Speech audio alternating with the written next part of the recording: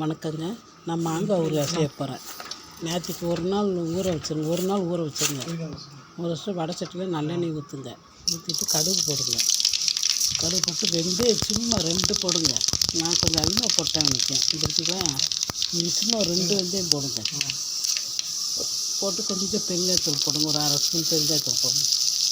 போட்டுட்டு அடுப்பு ஆஃப் பண்ணிவிட்டு இந்த மாங்காய் தூக்கி அதை போடுங்க. போட்டுட்டு நல்லா வதக்குங்க. ஒரு நாள் ஊற வைங்க. ஒரு நாள் ஊற வச்சு அந்த உப்பெல்லாம் கொஞ்சம் பிடிச்சி கெட்டு போகாமல் கழிச்சோம். ஒரு நாள் ஊற வச்சோம்னா உப்பு கம்மியாக போட்டால் போதும். நல்லா வதக்குங்க. வதக்கிட்டு இந்த ரத்தப்பொடி போடுங்க. இப்போ ஒரு மாங்காய்ங்கிறதுனால நான் நுணுக்கி போடல, இல்லைன்னா எல்லாத்தையும் நுணுக்கணும். ஒரு மாங்காய் நுணுக்கி எல்லாத்தையும் போட்டுட்டேன். போட்டுக்கோங்க. நல்லா குவாலிட்டியான இது வெந்தயம் கம்மியாக போட்டுக்கோங்க. ஏன்னா கசக்கும். நீங்கள் ரத்தப்பொடி போட்டுக்கோங்க. காரம் அவங்களுக்கு தகுந்த மாதிரி போட்டுக்கோங்க. நீங்கள் எப்படி எவ்வளோ காரம் சேர்த்துக்கணும் அவ்வளோ காரம் போட்டுக்கோங்க.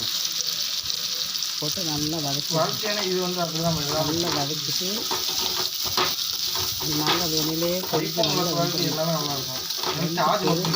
ஆஃப் பண்ணி வச்சுருங்க. ஆஃப் பண்ணி வச்சு ஆற வச்சு தப்பலை போட்டு வச்சுக்கோங்க. எல்லா சாப்பாடும் நீங்கள் சாப்பிட்லாம். சூப்பரான மாங்காய் ஊறுகாய் செஞ்சு சாப்பிட்டு பாருங்கள்.